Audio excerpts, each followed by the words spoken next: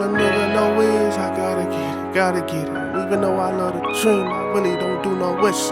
Gotta with persistence, cause hard times consistent. Gotta be optimistic, cause not a lot has been given. Not a lot has been given. Yes, indeed. So we here. We here, man. We got Mike Larry, the third installment to Chase Life. Yep. And again, we've been planning this for a minute, man. Yep. So it's Kind of, finally here. we kind of haven't, but we'll let you get away with that. All right, well, hey, but see, 2 months is a lifetime. Yeah.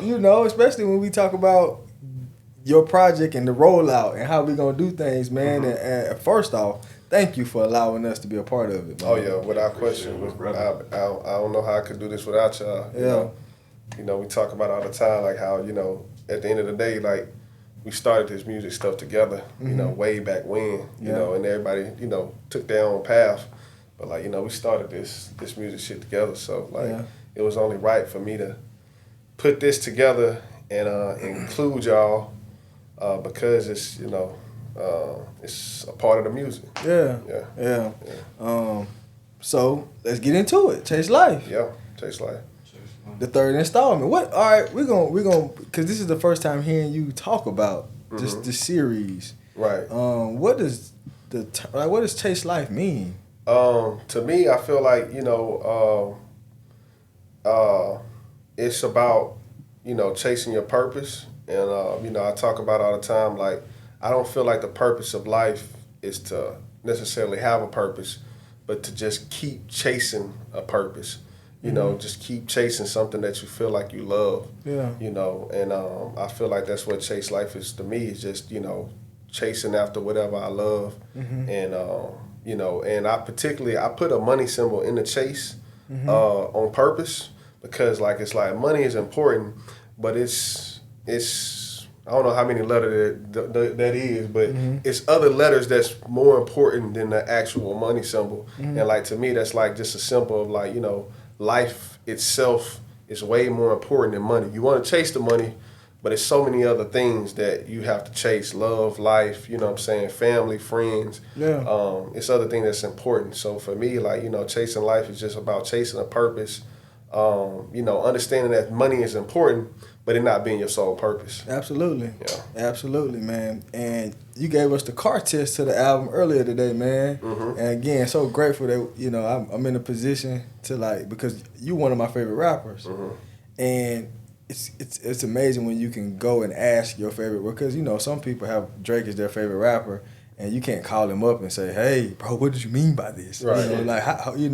So it's so neat. But this third installment sounds so different from the first two. The beat choices. It seems like you got more intimate with this album. What was the thought process behind just the way you approach making it? So when it comes to beat selection and everything, I let the beats, the music, I feel like that write the story. Okay. I feel like that writes the story for whatever song that happens. It's not necessarily me who has a thought process beforehand or nothing that I want to talk about beforehand. It's simply just me hearing a beat, or hearing somebody put together, an instrumental and just letting it flow, letting it, with my heart go wherever it go. Yeah. So I feel like, that's kind of what, made this album more intimate, because it was just certain beats and everything that I heard that was like, oh snap, like this is what I want to talk about. And on the other side of that, the other spectrum of that is what I was seeing, happening in life. So it was like, I wake up at 3 or 4 o'clock in the morning, and my mind is on oh shit, the currency is changing. Oh snap, climate change. Oh shit, the world is changing. Yeah. And then I, go listen to a beat and it's like, oh, this is the beat for me to tell that story. Right. What's going on. Oh shit, love is, not what I want it to be, or this is what's going on in life. Oh shit, I'm successful today. Yeah. But, okay, this is the beat that, so I feel like it's everything kind of coincides, with the moments that you feel in life, and then the music that you listen to. Absolutely. like you talk about just kind of letting it flow and not really forcing things. Yeah, man. nah, nothing. I'm probably the last artist to like come up with a topic and be like, oh, you know, we're gonna write about Stacy's mom, or you know, Brenda got a baby. Nah, it's just like it just go, you know, and if that what comes from it, that's what comes from it. Absolutely. And I think like the last song in particular, I didn't know that the last song was gonna be written like that. You know what I'm saying? Okay. I didn't know that was gonna happen. Yeah. You know, it just.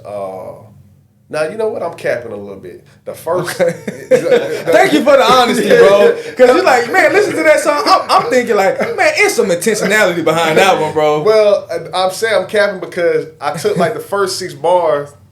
I had a second verse to another song, and when I got a feature back, because I always write a second verse in case I don't get the feature back. Yeah. I'm like, nah, I'm gonna have my second verse ready. So I had like 6 bars ready to write the second verse. And then I took those 6 bars and I put them on that song. And then after that, it just flowed. You know what I'm saying? So I'm capping a little bit. Yeah. But the end of that song, and like I would say 75% of that song is just like, oh shit, this what we talking about today. Yeah. You So know? so with that being said, which one is your favorite song on the album? I think How I'm Coming, you know, track 10 is probably like my favorite song because it's different. It's something that I don't normally do. You know, when you got Creole Trey on there, a rapper from my hometown, not a local rapper. He could be whatever he want to be, when he want to be. Yeah. So I feel like that's probably my favorite song because it's different. But I feel like the song that's true to my heart is probably Road to Riches. And that's the song where I got my grandmother at the end, and you know, she talking about, you know, the light never leaving you. You know, no matter what you're going through, just, you know, staying true and, you know, understanding that no matter what happens, you know, the light, it can never leave you. Yeah. Now, because your grandma or that voice is featured on throughout your projects. Right. So do you write something for her, or how do you get your grandmother to speak such powerful messages on your music? Yeah, man? I mean, honestly, like this was the first one that we actually wrote down, and that took about. Oh, really? Yeah, like we took that, and actually let's go back. Okay. Let's go back. So I was reading a book. And this is the first paragraph out of a book. I can't even remember the name of the goddamn book. I only read like 17 pages of it. So I ain't gonna cap about me reading books. But I read the first page, and the first page was just talking about the light and it can never leave you. And I was just like, you know, this is something that, you know, that people need to, you know, and it's just this world and what everything that's going through. I think people need to understand, like, the light can never leave you. You know what I'm saying? As long as you have a 24 hours, the light can never leave you. And, you know, just trust in that. So that particular interlude, that's something that we worked on together. That skit we worked on together. It took us about 2 hours, but she got it done. Yeah. She seemed like a natural, bro. Yeah. It's surprising to hear that this is the first time that it was curated together. Like, it was just off the spur of other times.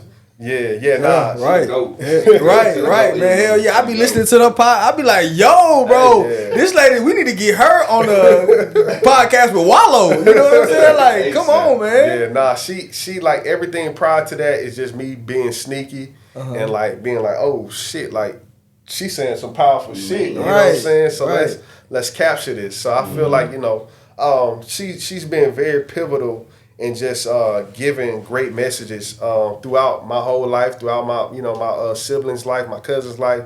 She done always just had a powerful voice and just being able to make you feel what she's saying. And I just, you know, always felt like that message needed to be given to other people as well, you know. So she's definitely been a part of you know, my music, and that happened naturally. Yeah, that happened naturally. I think the first time that happened, I think my cousins, we had just left graduation or something, and she was just telling them, you know, I was laying on the couch, and she was just telling them, like, you know, about her life experiences of being at a job, you know, and how like a job is not gonna take you where you want to go, and blah blah blah, and just like how hard it is in life. And I was just like, oh shit, I need to capture this. Yeah. And so they wasn't listening, you know. They like, man, fuck all this shit. But I'm sitting there like, yo, she telling y'all some fucking gems. Yeah. You know, and so I captured that moment, and you know, it started from there. Yeah. It started from there. Your family seems to have influenced just a lot of how you approach rapping or hip hop or just life, man. Or no, I'm assuming right now, it just listening to your music, man, has your family influence in the way your background, the way you've grown up. How has that came into play with just how you approached it? I think chasing life. Rather. I think family has influenced the music. Maybe not even in a positive manner. I think you know just the struggles of family and life has you know influenced the music. Because I feel like I kind of always been like this. It's when it comes to music, not as an individual, you know, family, you know, is family, and you know they love you, blah blah blah. But when it comes to music, it's kind of like, you know, like a black sheep. Don't nobody understand it. It just with chasing a dream, you know what I'm saying? Right. Like with chasing a dream, right. People don't understand it. But I feel like family has influenced me without them knowing that they influencing me and giving me energy for me to fuel. Yeah, right.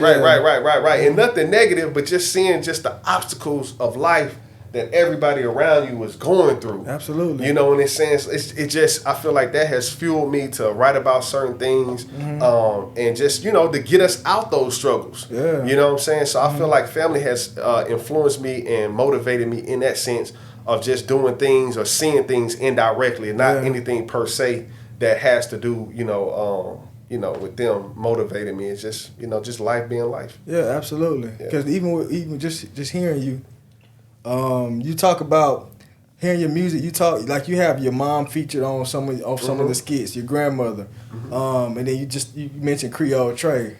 Bro, how in the hell do you pick these amazing features? They just seem to just go. Like they just seem to go. And I think too, can also you know attest to this also about how dope the features are. His features, it always amazes me how he gets the features to fit like the song selection. Right, bro. It's like, do you send them multiple songs, or you like, nah, this the one, this perfect, this.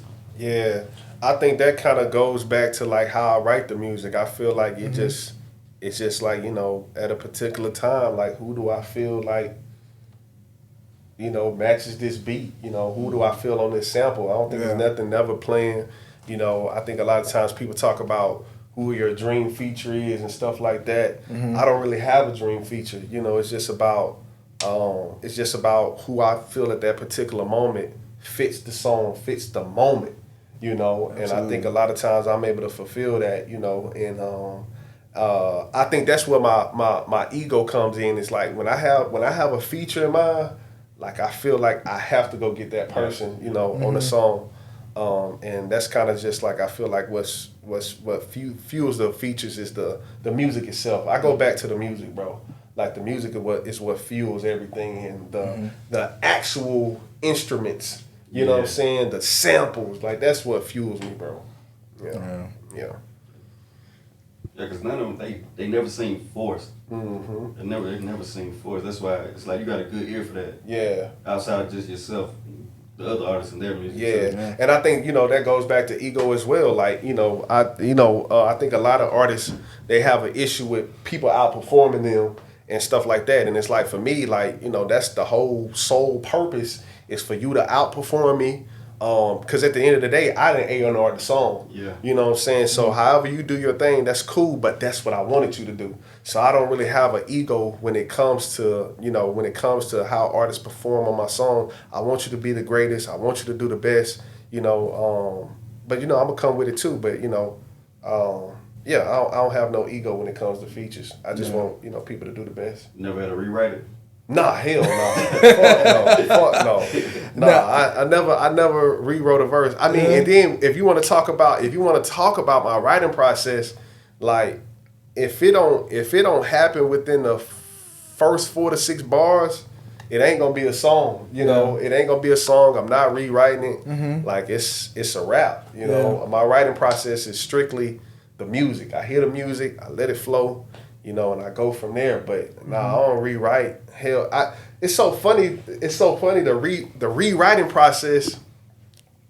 The rewriting process to me is like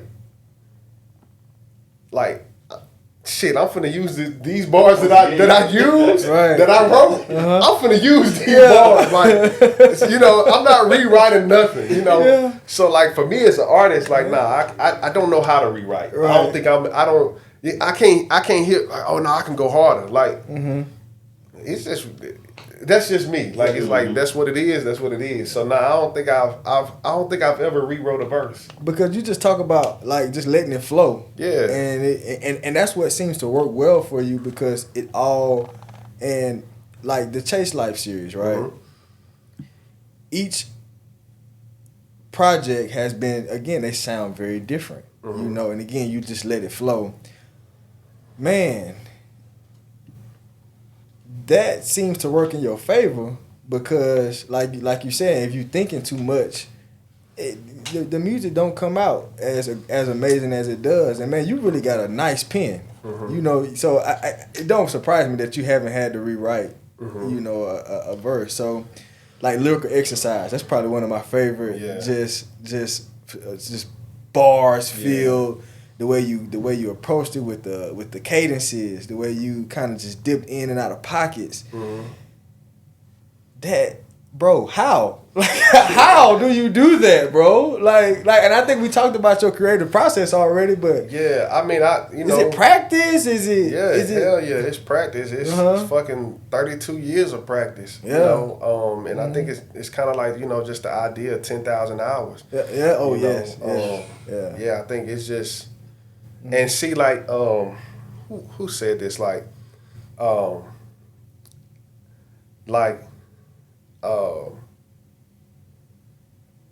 seen something like where I think it was somebody had made a post about like saying like meditation is prayer and prayer is meditation, and like even when a rapper is like even when I'm bored, I'm being creative. You know, so it's like I don't never really get in a space where it's like it's nothing for me to do because like if I'm chilling, it's something creative. Process is happening. Yeah, the process is happening. Yeah, you know what I'm saying. So it's like you know, when it comes to the music and you know the writing process and practice, I just feel like I just been practicing. Yeah. You know, my whole life. You know, I've been practicing at this art form my whole entire life, and whether you know people respect it or not, like it's just been a day in and day out process. Like I like I said, you know, with the idea of reading a book, you know, that's where you know I seen that and oh shit, let me my grandma would sound great saying this. Right. So it's like any and everything could be an idea. Yeah. You know what I'm saying? That I see and I you know. Can create from it. Yeah. So with that being said, we won't see Mike retiring. Nah, I think that's it's funny you say that because who was just talking about that? I think LL Cool J was just talking about that. Just like the idea of you know, like people say it all the time, but like how could you? It's not a sport. You know what I'm saying? Like your brain is you know it's gonna forever function. You know you're forever you know trying to get better. As a person and whatnot, so like it's not in regards to a physical sport. So I don't think that's possible. Yeah. I used to think it was possible, but I think when I thought it was possible, just being honest, I thought it was possible because I wasn't getting the love that I felt like I deserved. You know, gotcha. So it's like it's time to move on. You know, it's time to blah blah blah. But now I'm like, fuck you niggas. Right. You flirted with the idea with your last was it trilogy? Yeah. Where you was like you gonna run out from the sunset with it. Yeah. Better late than never. Yeah. Better late than never. Yeah, I felt like that was it. I felt like I had done the features that I wanted to do. I felt like that was my greatest project. I felt that I just had a child, so it was like, okay, it's time to, let this go. Frivolous things, but Yeah. And then like, I got back in that groove and was like, oh shit, like I can't lead this. Yeah, and then it's really opened up a whole nother avenue, renewed, right, fuel for it. Yeah, so I think that idea is foolish. I think Jay-Z tried to act like he was retired, and he kind of let that shit go too. Yeah, like, right. We can't do this. We can't leave it alone. Right, yeah. You can't leave it alone. Trying to man. fade to black, man. You better come on back here. Forever the sneaky, right. You know what I'm saying? Speaking of, man, Jay-Z, he's one of the greats. No. Rephrase that, my boy. He is the great. Right. Okay. All right. Oh, you disagree? You said the greatest? Yeah. Who you think? Who you got? The boy. The boy? Well, we just seen the Instagram post that talked about that, right? Mm-hmm. It talked about comparing rap artists to basketball players. And they had, I think they had Jay-Z as Jordan. I disagree. All right, so they had Jay-Z as Jordan. Mm-hmm. They had Wayne as Kobe. They had Drake as Bron. I agree. They had Future as Kevin Durant. Mm-hmm. And they had Kendrick as Curry. Steph Curry. Curry, yeah. Yeah. All right. Because I think let me look in this camera. Go ahead. Let me look in this camera. And Kanye West is not my favorite rapper. My favorite rapper is Drake and Jay-Z, depending on the day. But Kanye West is the Michael Jordan of fucking rap. Kanye West is the Michael Jordan of fucking rap. Explain. Who got the best catalog in rap? Best catalog. Catalog? Who got the most classics? Because you got the graduation, you got the late registration, the dropout, you got 808s and heartbreaks. Watch the Throne. You got Watch the Throne. Yeah. Oh, wow. Yeah, I never thought about it. They all classics. And they all came out like back to back. Let me ask you this. Who's transcended the fashion industry? Oh, yeah, we know Kanye. Kanye West. Yeah. Just like Michael Jordan did the shoe industry. Yeah. They got a lot of parallels. They have way more. Hey, he don't get enough credit for snatching Kim K when she was at her peak. Like that's another GOAT. He is transcending. When you talk about, he don't get enough credit. He don't get no credit for it. But when you talk about like doing, when you talk about, and is his catalog? Do he have the most albums? No, but Michael Jordan ain't played the most basketball seasons. That's true. But he got 6 rings. Uh-huh. Kanye technically got about 6 classic albums. If you don't want to say 6, we all know he got 4. Sure. So who has the most classic albums? And I only think he got like 7 or 8 albums. In a short time span. Right. When you condensed career that right. So when you talk about clothes, who's transcended that? Shoes, like. Yeah, the parallels are there. I actually never thought about it, but you own something with that one. I can roll I can with roll with that. And then Michael Jordan, I think Bron is better than Jordan anyway. So right. So I think Jay-Z is more Kobe. You know what I'm saying? Because when you talk about Jay-Z and Kobe he never really had the light. He never really had the light by himself. He played with Shaq, and then when he was supposed to be the best player, LeBron came. Yeah. But he always did his thing. Everybody know he the greatest. And that's kind of like,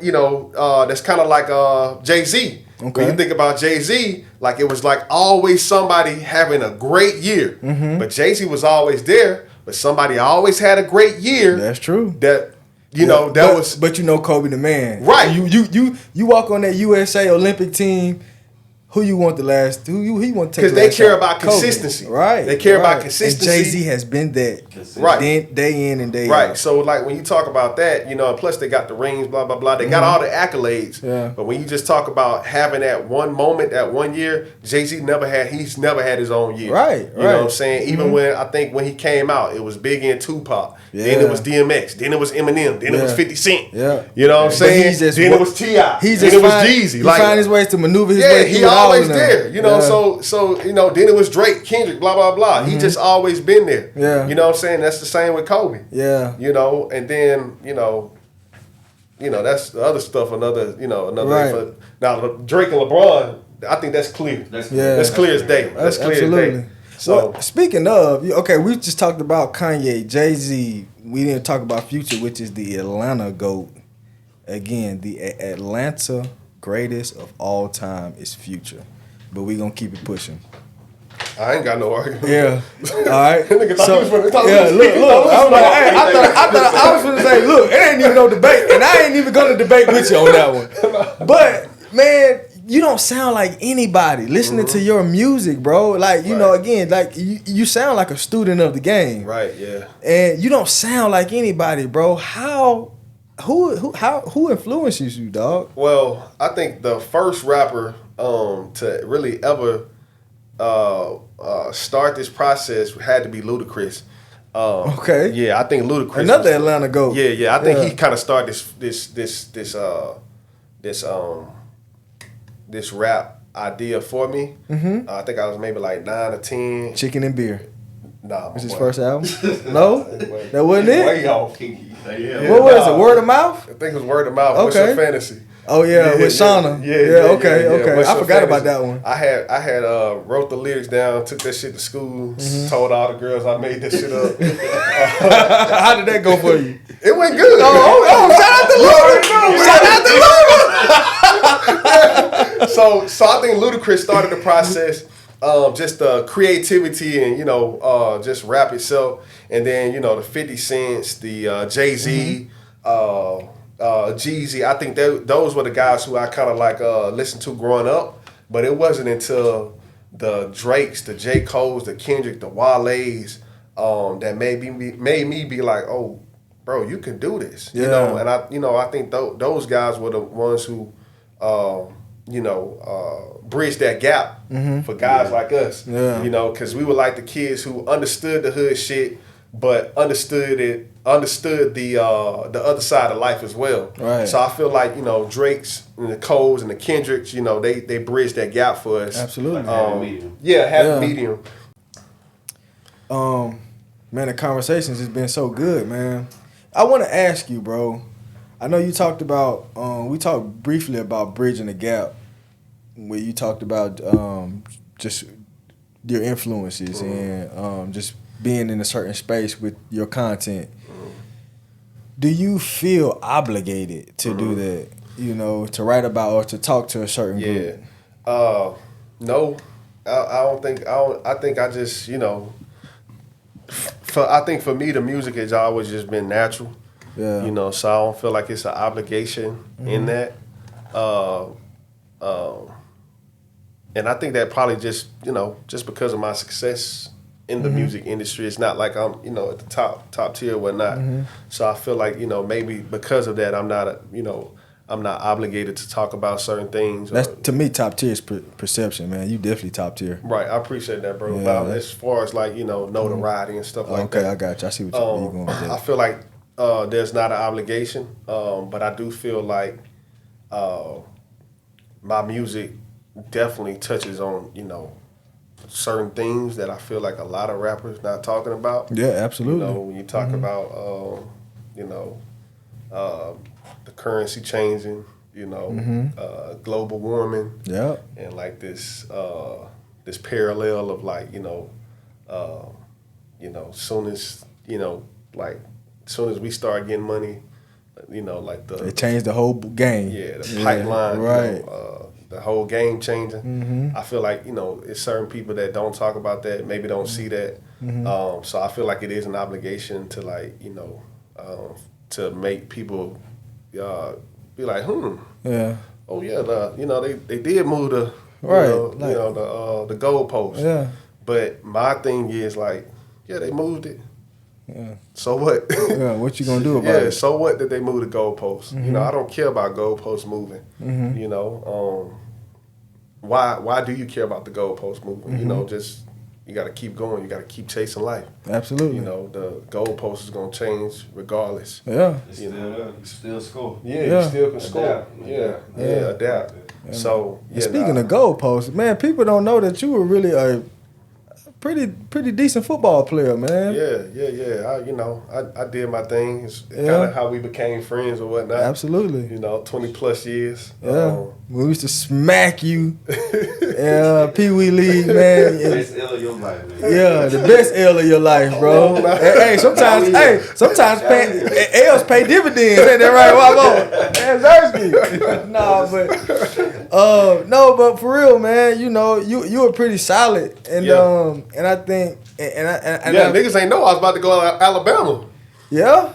Okay. We gonna edit that part out, but we gonna keep that. We definitely gonna edit that out. But you played D1 ball. Yeah. I played at UAB. Yeah. Had a full ride scholarship. But that was in Alabama, so you just didn't say what school in Alabama. Not saving. You talking about? Not saving. You talking about the Blazers? Okay. All right. I see where you going with this.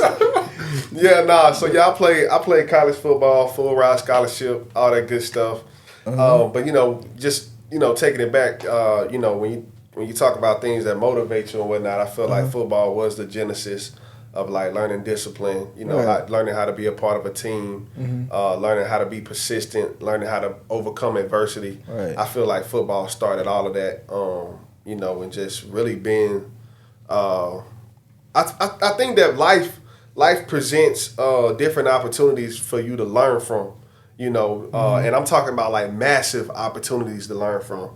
And I feel like football was that time period in life where I learned how to be disciplined, where I learned how to be persistent, where I learned how to interact with other people, where I learned how to work hard and learning perspective of what's hard and what's not hard. I feel like football shaped a lot of that, and I think a lot of things have been derived from football. In this life journey. Yeah, and like even just playing football, and you talk about how it has taught you so many things. Do you think that just football alone has played a pivotal role in just the way you approach hip-hop? I can't say it hasn't. I think football and my mom introducing me to Jehovah God. I think those have been like the two pivotal pieces of like my thought process. And I think football per se, when you go through the grind, you learn certain things, and if you want to be great, you learn how to be great, and it comes with the notoriety, it comes with the success, the numbers. I think football started a lot of this, and I know a lot of people who didn't play football or wasn't involved in sports don't understand it. But football introduced me to friendship. Here we are. More so a brotherhood, man. Yeah. And I think when I think about the coaches that I've had, and like when I've been in hard moments, and just to think about some of the things that people have said, like every day, Coach Campbell. You gotta keep going every day. Don't nobody care, man. Just like shit like that. You ain't gonna be late, right? I'm gonna jump off the balcony and make it to the meet no time. Exactly. Like shit like that is like I ain't gonna be late. I ain't gonna I'm gonna make sure certain shit happens. So I feel like football has been a pivotal part of my life. Yeah. Those relationships that you talk about, kind of getting back to the features, man. Is it more of a like a relationship thing that you have with some of the features that you got? No, it's not, and I really don't care for it to be. I really don't care for. I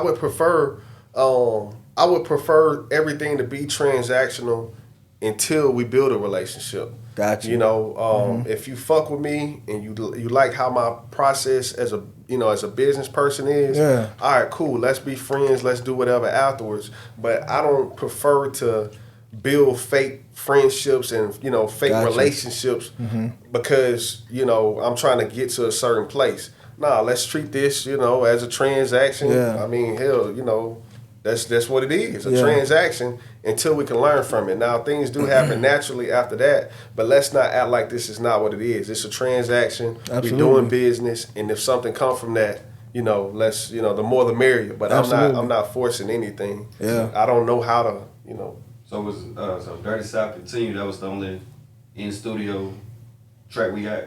All the features were like Yeah. A lot of all that is just like me being a fan of other artists. Okay. And like, hey, bro, like, dog, what can we do here?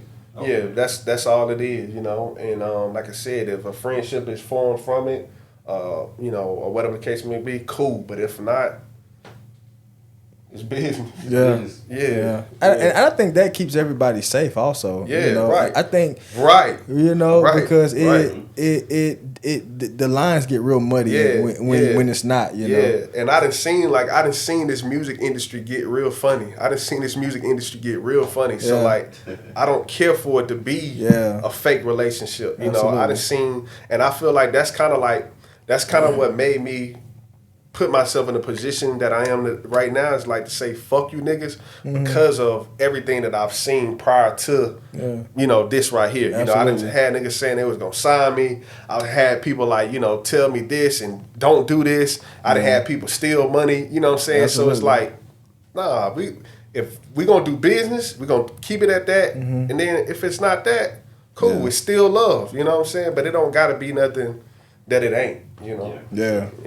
No, and again, that keeps everybody safe, man. Exactly. You talked about being great earlier. What does that mean for you? Being great. I think being great is being consistent. Yep. I think that's what being great is. Yeah. And being consistent is not being a 10 every day. Being consistent is just getting up, and that wall that is presented in front of me, either I'm gonna break or the wall gonna break. Yeah. You know what I'm saying? And we running into it every day. We running into it every day. Yeah. So, a lot of times that wall win. Yeah. But I feel like, if you keep punching that wall, it's gonna break at some point. Absolutely. So I feel like for me, greatness is just about being consistent. It ain't nothing further than just being consistent and persistent.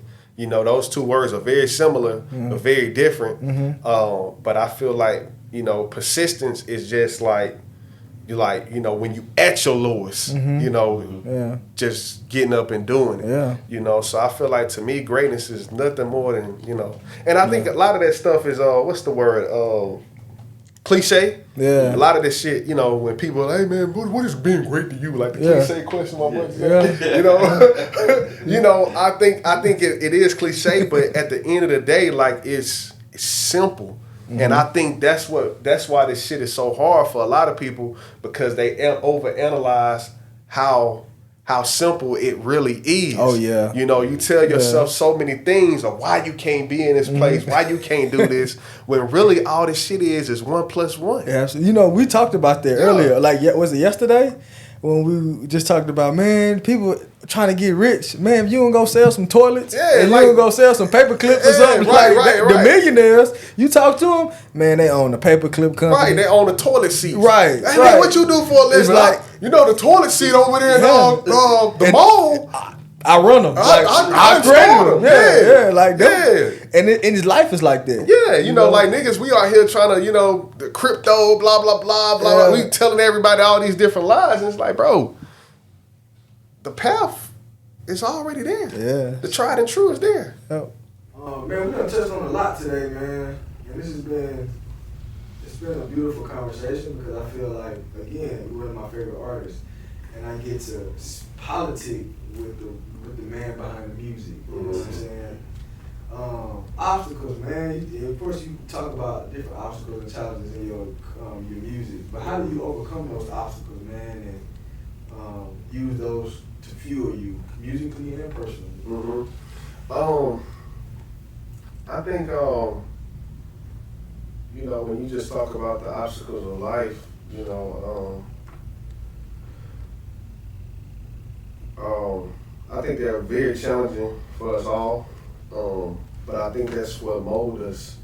You know, I feel like the adversity, you know, just like, you know, on the last song, like, you don't necessarily want the obstacles, you don't want the problems, but I do think it's important that understanding that this is the type of stuff that molds you as a person. You know, so if you overcome these obstacles, you overcome these things that's happening in your life, like, you're better for the next day. You're better for the next year. You're better for the people around you. Yeah. You know, so I do feel like if you understand that, like, you know, that, you know, even though this obstacle is in front of me, whatever it may be, a financial struggle, a mental health struggle, whatever it is, if you're able to overcome that, you're better the next day. You know, so if you wake up to see the next day, and if you've overcome this obstacle that's in front of you, like, you should feel confident in knowing that, you know, whatever else is in front of me, you know, I got a war room to help me. You know, handle it. Yeah, right. Man, you know, go ahead. What you about to say, man? I would say that's dope. Like, knowing you outside and inside of music, like, that's pretty much what you stand for. In a lot of instances on your songs, you preach hope, like overcoming. It's like the underdog story a lot of times. Right. Yeah. It's dope to see that. Yeah, I think that might be the overall message of my whole music. Is just overcoming. You know, I think that might be the overall message, and that's kind of like a light bulb just went off. You know, with you saying that, like, I think the whole idea about the music is overcoming. You know, so I think that's, you know, dope that you said that, because I think more than it's about money, more than it's about success, more than it's about, you know, love, whatever the case may be, it's just overcoming adversity. Yeah. So yeah, I think that's true, bro. Yeah, but you know, it takes a mentally strong person to overcome and to keep trying and to keep walking up to that wall. We talked about the wall that you walk up to every day, or just when you ain't got nothing else, just walking up to the walls every day. So, but it takes a mentally tough person to do that, man. You know, and this is getting away from the music here, but is there perfect swinger? Perfect segue. Yeah, perfect segue. Good job, Bill. But anyway, the mental health component, man. How do you keep that or sustain? Well, I think, bro, this has always been my thing, like, my whole entire life. I ain't too preachy, but the Bible tell you to boast in your weaknesses. You know, so, like, I think that's one verse that I was like, shit, I can do that. Yeah. I can boast in my weaknesses. Well, wait, okay. For those out there, what does that mean to you? I thought you were going to ask what verse. Don't ask him what verse. Put you on the spot. But to me, it just means, like, you know, whatever my flaw is, I'm not gonna let you hold that against me. I'm not gonna let the world hold it against me or hold me down. You know, so I feel like once you overcome whatever your flaws are, you know, like what can you tell me? You know, and it's kind of like, you know, it's not self-deprecating, because some stuff just ain't funny. You know, as far as like being a comedian or whatnot, because they like to self-deprecate a lot. But when you talk about just boasting your weaknesses, like, it's like understanding your flaws, understanding that, you know, what my weakness is. So say if I'm a person that's I might not have it all together financially. That don't mean that I can't present myself in a way that, you know, it don't look that I'm, you know, well put together, or, you know, that I don't have to look like I'm, you know, struggling or whatnot, you know. Right. So I feel like, you know, just boasting in your weaknesses is like the first, not necessarily boasting your weaknesses, but understanding your weaknesses is like the first part of mental health. In my opinion, it's like, you know, understanding like I can't be perfect, I'm not perfect, and I'm going to accept the flaws that I have. Yeah. And I feel like, you know, once you accept those flaws, you're able to build on the things that you're not good at, right. And then also, you know, understand the things that you're great at. Yeah. So I feel like for me, the first and foremost thing to the mental health component for me is to not to give myself grace at the end of the day when it comes to my flaws, whatever the case may be. Yeah. Do you look at rapping as therapy? It seems like it's therapy to you. I battle with that question a lot. Like I battle with it a lot. Is it therapeutic? Because I kind of feel like sometimes I feel like it's bullshit.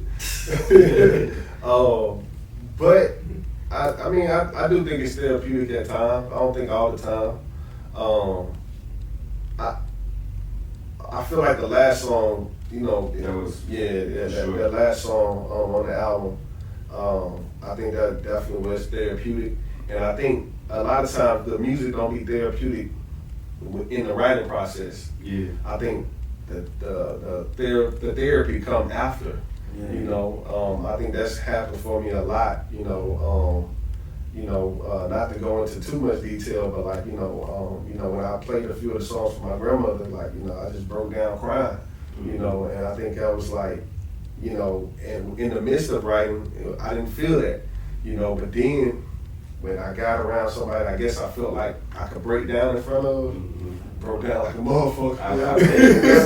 You personally, your rhymes, you personally. Yeah. You allow yourself to be more vulnerable on beat selection than you are sometimes in real life. You know what I'm saying? Right. Like, yes, it's my text message didn't resonate. I say here, you do that. Right. Yeah, I think that's I think that's where I'm able to be free at. I think that's where I'm able to be free at, and there's no judgment. I think that's probably where I'm just able to be free at, and get my shit off and don't have to stay there. Yeah. Stay in it, because I think a lot of times when you do have conversations outside of the music, sometimes you stay there, sometimes you need to get out. And I think the music, I'm able to get that shit off and move on. Without bouncing back, like right. Yeah. Oh, that's love. Yeah. I think that's a good point, bro. I think I'm able to feel a certain type of way and then get out of it. Not stay there too long, because I think that's a big part of mental health. Is like we soak in our problems too long and don't know how to get out of them. And I think I think music may be a reason why I'm able just to get in and out, shit. And I think football too is a reason why I'm able to get in and out of shit for the most part. You know what I'm saying? For the most part, because niggas still deal with shit. But I think for the little petty shit that go on in life, I'm able to get in and out of that because of music and just football. It's a release, man. Yeah. I can imagine it's a release. Yeah. Man, I want to talk about, like, again, we're on the topic of mental health, and we done got away from the music portion, but it's all relative when you're talking about, because your messages, man, they are always positive and always pushing to be better. And in ways where you talk about mental health, where you talk about dealing with some trauma, I wonder if it's affecting me, And you talk about, I gotta change my diet, externally, internally, like how do you approach these things, right. Like, you know what I'm saying? Yeah, I mean, we're gonna be 100% honest. I think you started a lot of that, bro. I really do feel like, you started a lot of that, the mental health portion, because you've been trying to push it on niggas. I love my niggas, man. I want y'all to live long lives, bro.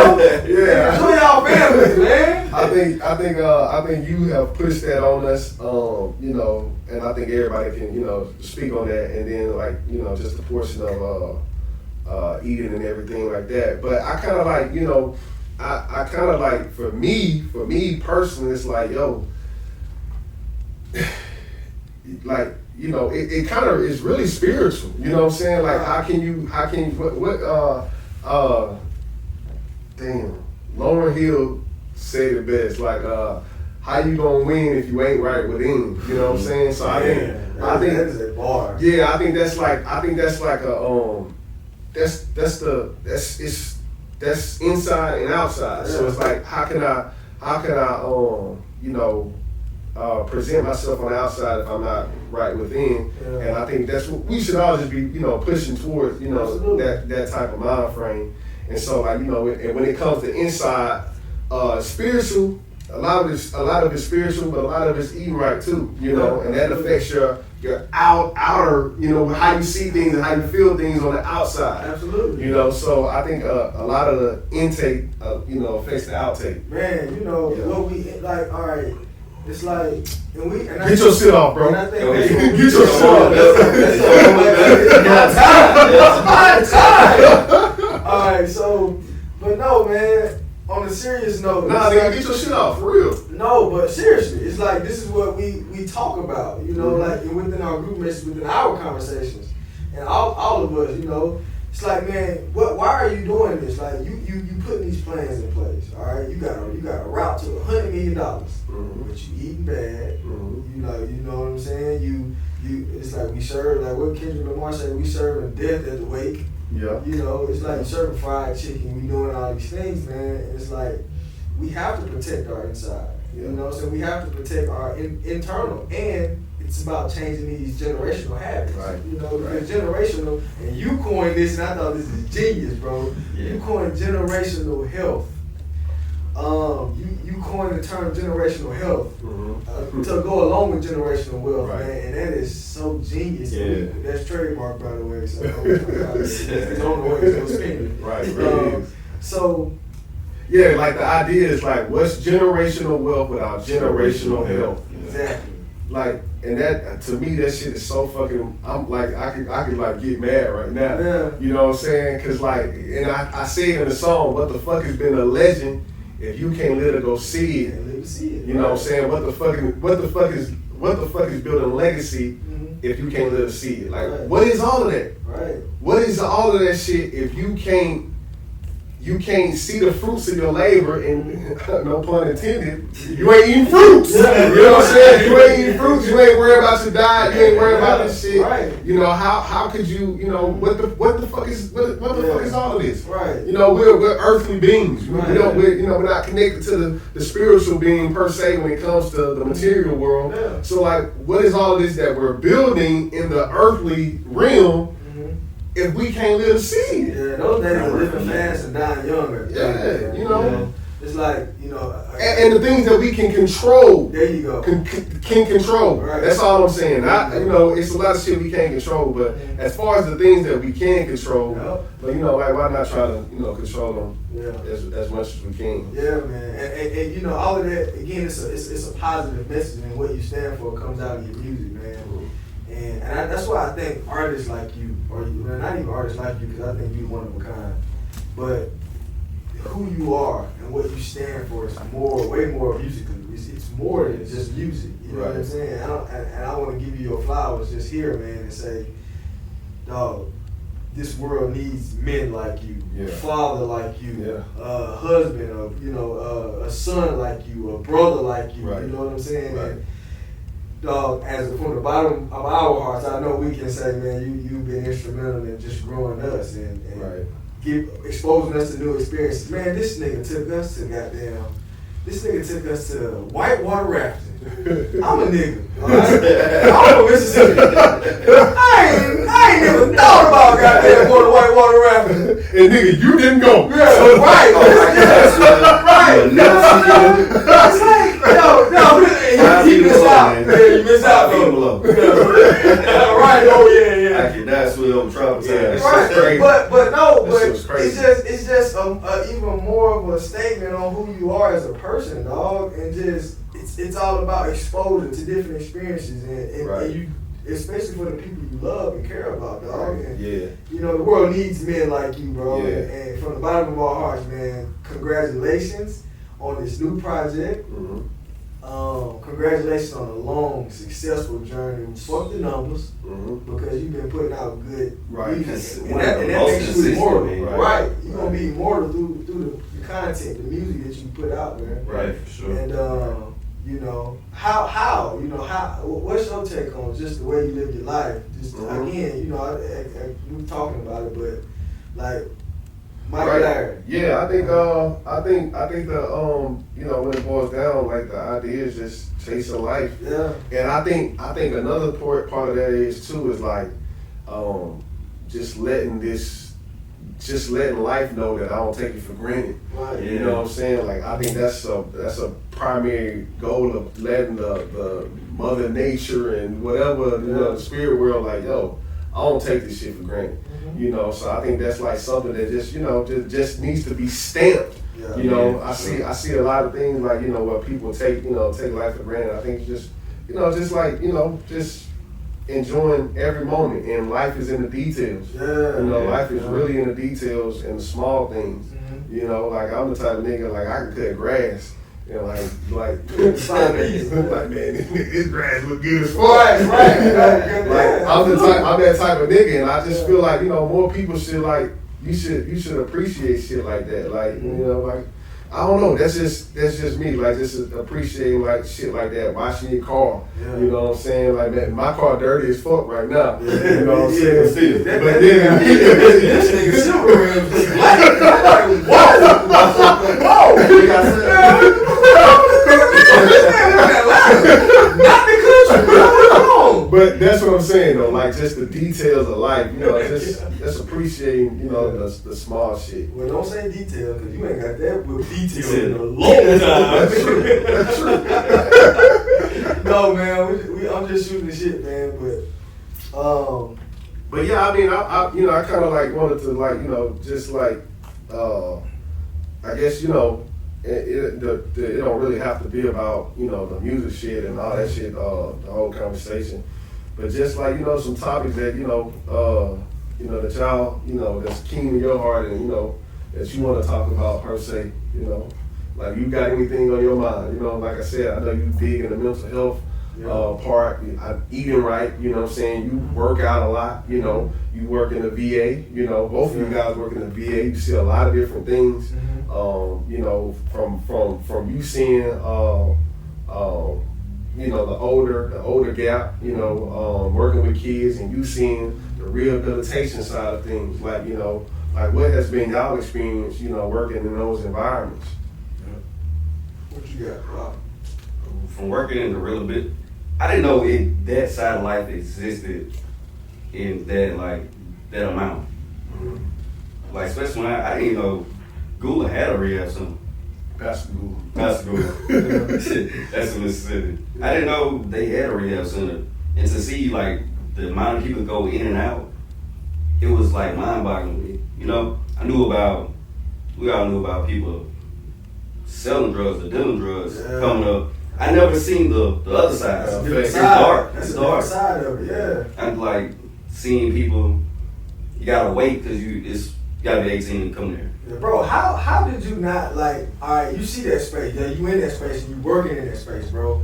Like, and bro, you seem to be doing like a fantastic job just because who you are as a person. You're Service. passionate about You're helping. very serviceable person. I don't even know if serviceable is a Serviceable, word. yeah. Roll with it. Yeah. Yo, how the hell do you not, like, see that shit and just be like, man, we fucked up on the inside, bro?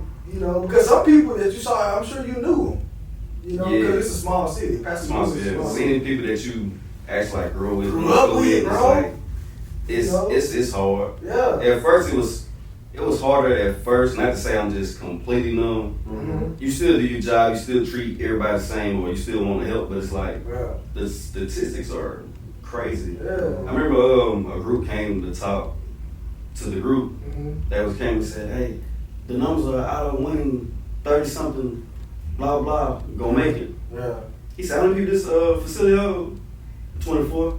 He said, "Oh damn, probably none of y'all gonna make it." Yeah. And I thought that was like, what the fuck? Why would you say that? Yeah. But then this was probably like the first 2 months of working there. But You see why? Yeah, it's life is very number based. You know, life is, and I mean the powers that be don't have no choice but to see life as numbers. Yeah. But I think that's where kind of like we got to make sure that as people you don't let life just be numbers. It's hard to treat a person. That's Yeah, the human being. right. Treat them as numbers. Bro, Yeah, so when I used to work at CPS, dog, and Child Protection Right. Services, Right. And you would see the like that. I was in a.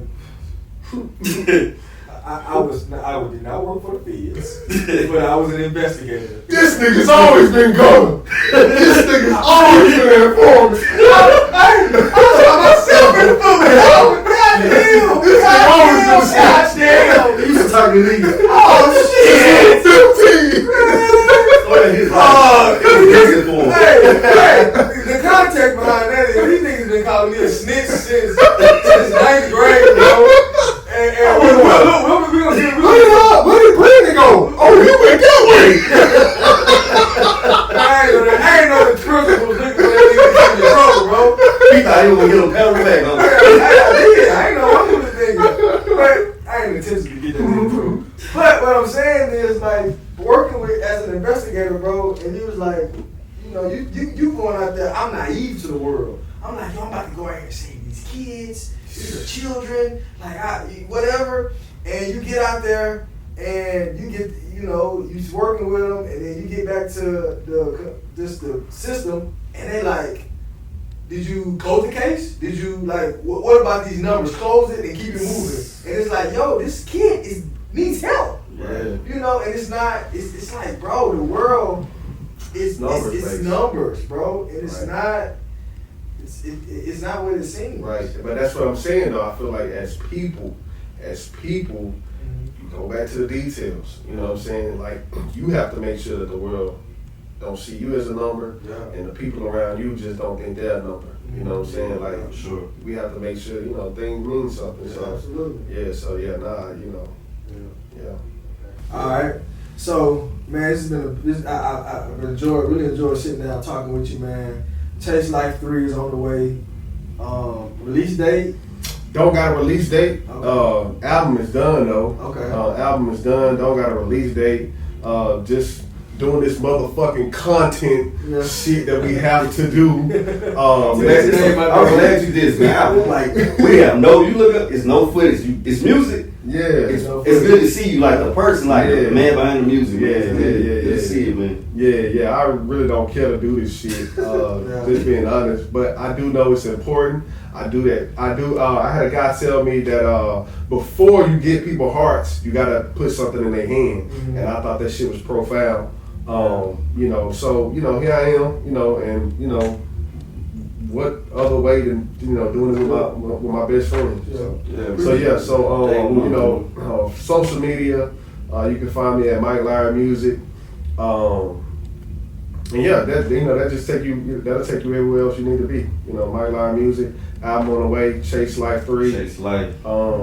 Yeah, we gonna stand on that and you know, go from there. Go, man. Yes, sir, man. Look, all a nigga know is I gotta get it. And even though I love to dream, I really don't do no wishing. Got hit with persistence, cause hard times consistent. Gotta be optimistic, cause not a lot has been given.